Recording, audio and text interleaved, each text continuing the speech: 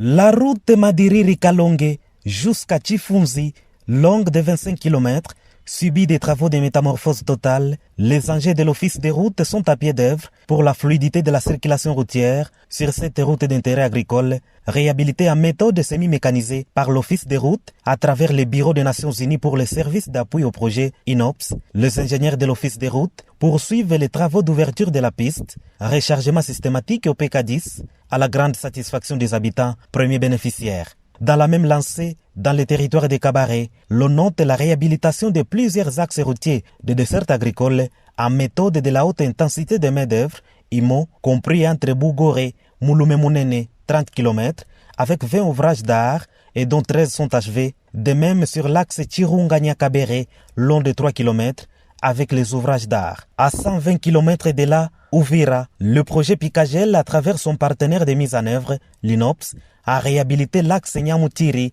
Kiringwe, Kabunambo, Kimika, jusqu'à Sangé, 30 km, avec 20 ouvrages d'art construits.